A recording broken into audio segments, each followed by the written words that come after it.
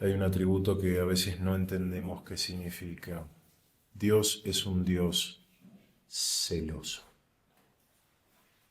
Hay muchas ilustraciones en las Escrituras que nos ayudan a entender por qué Dios es un Dios celoso.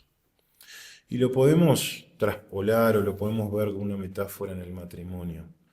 Les invito a leer el libro de Oseas para que vean cómo Dios mostró a un hombre lo terrible que es el adulterio. Entendido desde un punto de vista espiritual en el adulterio de Israel y en el adulterio del pueblo de la iglesia. Porque la iglesia con el correr de los siglos adulteró y se fue tras el dinero y se fue tras la diosa de los cielos, como le llaman los paganos, y es lo que hoy conocemos como el mundo católico. Y la reforma también fue un mensaje de Dios de regresar a Él, de volver a Él. Y gracias a eso hoy estamos aquí parados, a estos hombres que por la gracia de Dios nos entregaron esto que tengo en mis manos, que es un tesoro que tenemos. Desde la formación de Israel nació adúltero. Lo vimos, ¿no? Cuando Moisés estaba en el monte recibiendo la ley, Aarón y todo el pueblo de Israel adulteró con ese becerro de oro y esas fiestas, esas rumbitas que hacían en todos sus festivales idólatras.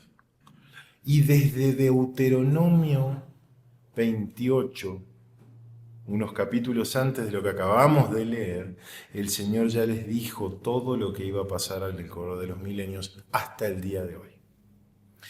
Vamos a leer el pasaje que nos convoca, que es el final de Romanos 10, 19 al 21. Romanos 10, 19 al 21. Y vamos a ver los celos que Dios tiene por su pueblo y que Él provocó a Israel, teniéndonos a nosotros hoy aquí, hablando en su nombre. Dice la palabra. También digo, ¿no ha conocido esto Israel? Primeramente Moisés dice, Deuteronomio 28, yo os provocaré a celos. ¿Por qué? Porque ustedes, Israel, me han provocado a mí a celos, dice el Señor. Yo os provocaré a celos con un pueblo que no es pueblo, con un pueblo insensato, ignorante, os provocaré a ira. E Isaías dice atrevidamente, resueltamente, fui hallado de los que no me buscaban, me manifesté a los que no preguntaban por mí. Estamos leyendo Romanos 10, 19 al 21.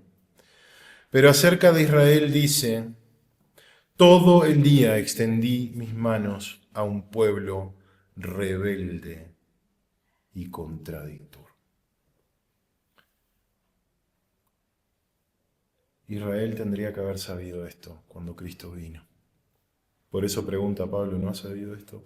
Vamos a volver a Deuteronomio 32. Y vamos a leer algunos versículos entre medio de los que leímos. 16 al 21.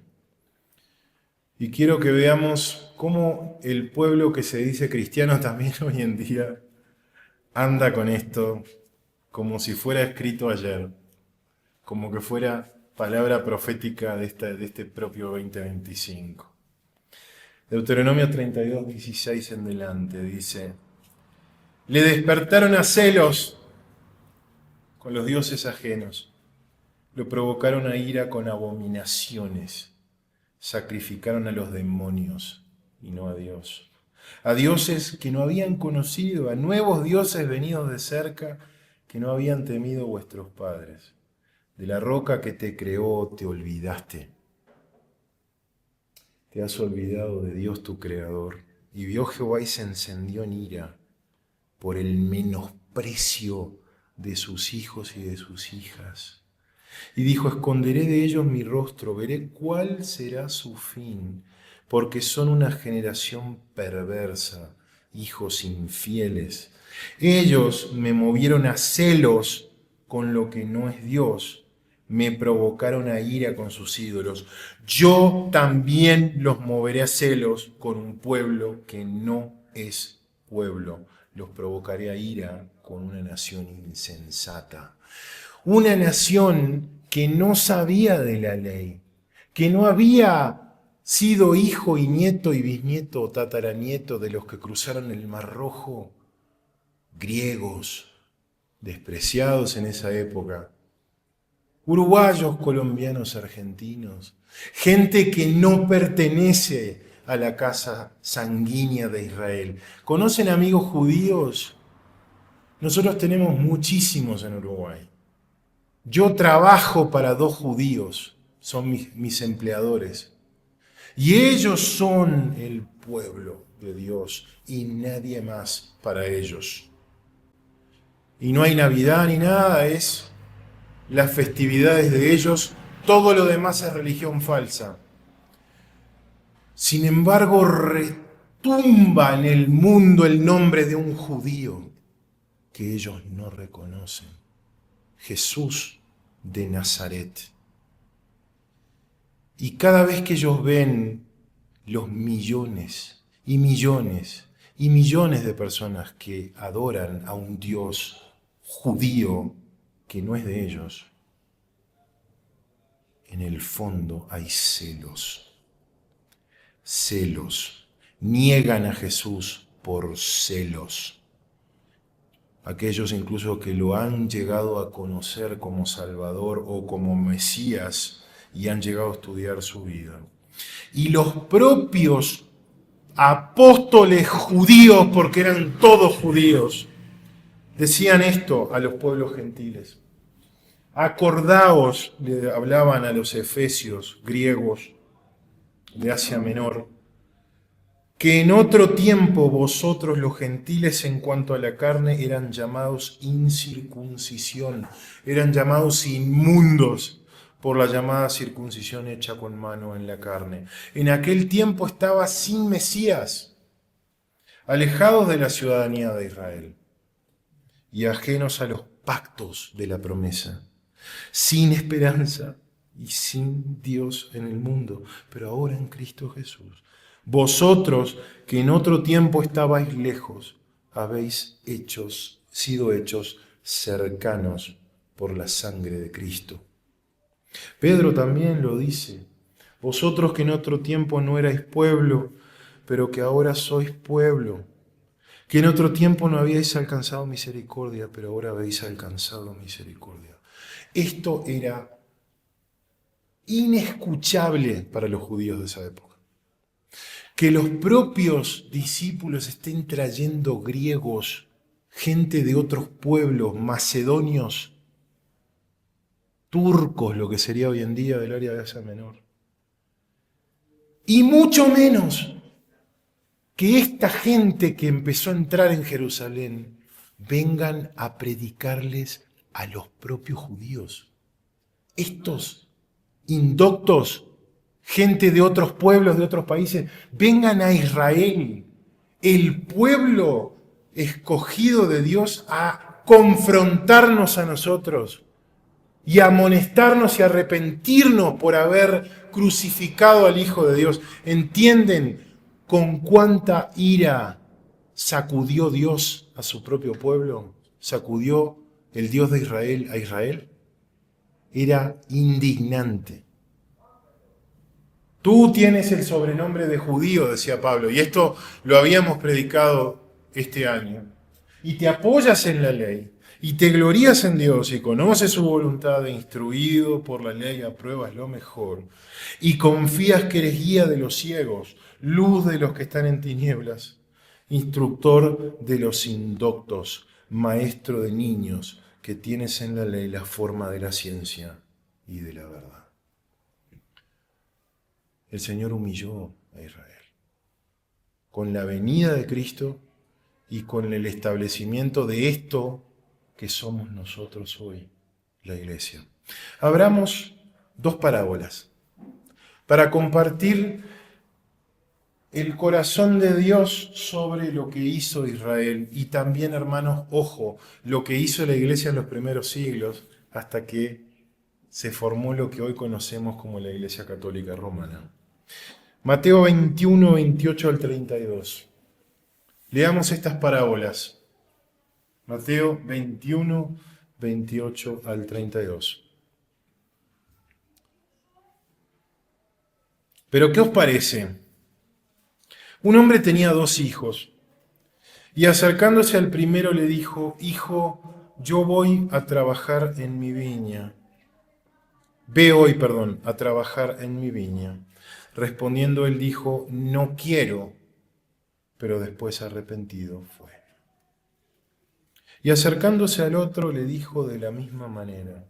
Y respondiendo él dijo: Sí, Señor, voy, y no fue. ¿Cuál de los 2 hizo la voluntad de su padre? Dijeron ellos: el primero.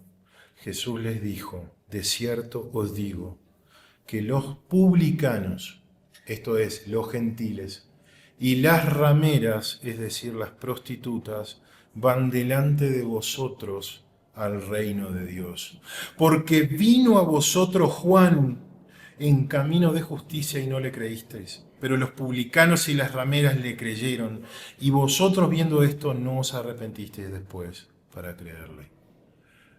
Y aquí entendemos un poquito de cómo es que Dios, de todo ese pueblo despreciado, levantó un reino, una nación escogida, porque su propia nación escogida le dijo: sí, Señor, iré, y no fue. Sigamos leyendo. 33 al 45. Oíd otra parábola. Hubo un hombre padre de familia, el cual plantó una viña, la cercó de vallado, cavó en ella un lagar, edificó una torre y la arrendó a unos labradores y se fue lejos. Y cuando se acercó el tiempo de los frutos, envió sus siervos a los labradores para que recibiesen sus frutos. Mas los labradores, tomando a los siervos, a uno golpearon, a otro mataron y a otro apedrearon. Envió de nuevo otros siervos más que los primeros e hicieron con ellos de la misma manera. Finalmente les envió su hijo diciendo: tendrán respeto a mi hijo. Mas los labradores, cuando vieron al hijo, dijeron entre sí: este es el heredero. Venid, matémosle, apoderémonos de su heredad. Y tomándole le echaron fuera de la viña y le mataron. Cuando venga pues el señor de la viña, ¿qué hará a aquellos labradores? Le dijeron: a los malos destruirá sin misericordia y arrendará su viña a otros labradores que le paguen el fruto a su tiempo. Jesús les dijo: ¿nunca leísteis en las Escrituras? La piedra que desecharon los edificadores ha venido a ser cabeza del ángulo. El Señor ha hecho esto y es cosa maravillosa a nuestros ojos. Por tanto, os digo que el reino de Dios será quitado de vosotros y será dado a gente que produzca los frutos de él. Y el que cayere sobre esta piedra será quebrantado, y sobre quien ella cayere la desmenuzará. Y oyendo sus parábolas, los principales sacerdotes y los fariseos entendieron que hablaba de ellos. 40 años después, Jerusalén era un campo de sangre. Era total destrucción. El templo derrumbado, más de 1 millón de cuerpos fueron levantados en Jerusalén. En el año 70, cuando el general romano Tito tomó la ciudad. No quedará piedra sobre piedra, dijo el Señor. ¿Era necesario que Jesucristo fuera rechazado por los judíos? Claro que sí. Como leíamos anoche, es necesario que hayan tropiezos, pero hay de aquel por quien viene el tropiezo. Mejor le hubiera sido que se le colgara una rueda de molino de asno del cuello y se le arrojara al mar. Y ahí aparece una gran confusión en la iglesia cristiana, creyendo que la iglesia sustituye a Israel para siempre. Palabras como esta de Pedro, refiriéndose a la iglesia, dice: vosotros sois linaje escogido, real sacerdocio, nación santa, pueblo adquirido por Dios, para que anunciéis las virtudes de aquel que os llamó de las tinieblas a su luz admirable. Cuando una persona cristiana lee esto, dice: Esto suena a Israel. Somos el nuevo Israel. ¿Es así? No.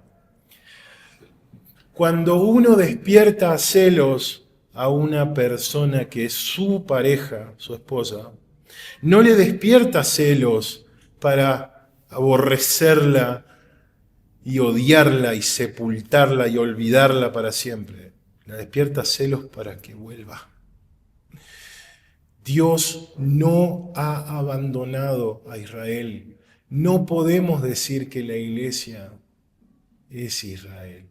Israel tiene pactos, convenios, promesas que no pueden ser revocadas. Y Pablo lo hablará en el capítulo 11 que empezaremos a partir del domingo que viene.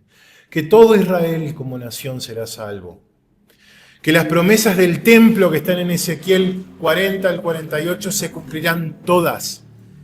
Dios no abandona para siempre a su pueblo, sino ¿qué seguridad tendrías tú de que Dios no te va a abandonar a ti por tu pecado? Las promesas de Dios son irrevocables. Y cuando Él ha puesto su corazón, su amor en una persona y en una nación, nunca la va a dejar. Nunca la va a abandonar. Y siempre ha guardado un remanente de gracia. Siempre. La Iglesia Católica, lo que hoy conocemos como Iglesia Católica, abandonó a su Dios por la Reina de los Cielos. No existían toda la cantidad de herejías que enseña la Iglesia Católica hoy en la época de la Reforma. No existían las doctrinas marianas. Estaba todo lo que era la compra de indulgencias, la compra del perdón, pero había un montón de cosas que salieron en las bulas papales mucho después. Quiere decir que incluso después de la Reforma, la apostasía de la Iglesia Católica fue cada vez peor y cada vez más grande. Pero Dios, ¿qué hace? Torna un pueblo que no es pueblo en su pueblo. Lo mismo que sufrió Israel, también lo sufrió la Iglesia cristiana cuando abandonó sus raíces. Porque Dios siempre extiende su mano y permite que su palabra sea la que impera en su reino y en su iglesia. Pasó con Josías, por ejemplo, que la ley estaba enterrada en el templo y todo el mundo estaba en idolatría y en sacrificios a Moloch y a cualquier otro dios, y de repente apareció la ley y se empezó a enseñar. Pasó en el regreso del exilio de Babilonia, cuando Esdras, hombre levantado por Dios, empezó a traducir del hebreo al arameo y empezó a enseñar al pueblo, y el pueblo empezó a escuchar. Siempre el regreso a la palabra de Dios causa avivamiento. No estupideces, no música alta, no entretenimiento. Es la palabra de Dios la que causa el avivamiento. Y así será hasta el fin de los tiempos. Porque es la palabra del Señor la que torna el corazón, la que llena al hombre de fe y lo hace huir de sus propias obras. Los gentiles no iban tras esa justicia, pero la han alcanzado. ¿Por qué? Porque Dios salió a la búsqueda del hombre. Dios salió a la búsqueda de las naciones gentiles y hasta hoy en día está buscándolo. Pero Israel, que iba tras la ley de justicia, no la alcanzó. Dice Isaías, fui buscado por los que no preguntaban por mí. Fui hallado por los que no me buscaban. Dije a gente que no invocaba mi nombre, heme aquí, heme aquí. Él está hoy en día buscando, levantando creyentes en Angola, en Zambia, en Irán, en Afganistán. Pueblos que aborrecían al Dios de Israel, hoy están viniendo a Cristo. Y lo estamos viendo por todos lados, historias. Y Dios ha extendido su mano en gracia todos los días. Y lloraba el Señor diciendo, Jerusalén, Jerusalén, que matas a los profetas y apedreas a los que te son enviados. ¿Cuántas veces quise juntar a tus hijos como la gallina junta sus polluelos debajo de las alas y no quisiste?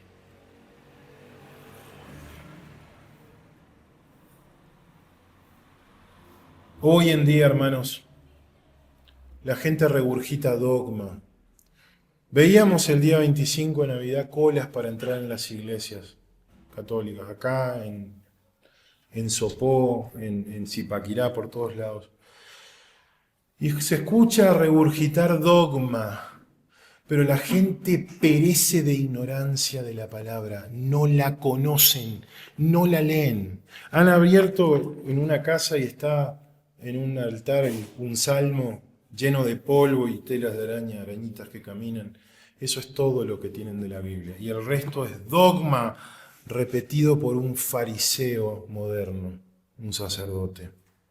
No estoy negando, hermanos, las obras piadosas de muchas personas católicas y muchos sacerdotes católicos. Mucha gente hace hermosas obras piadosas, pero no enseñan la palabra pura y sin mancha. Enseñan dogma, enseñan interpretaciones de los hombres, como hoy en Israel le preguntan a un judío ¿qué es? ¿Quién es Jesús? ¿Qué es lo que hizo Jesús?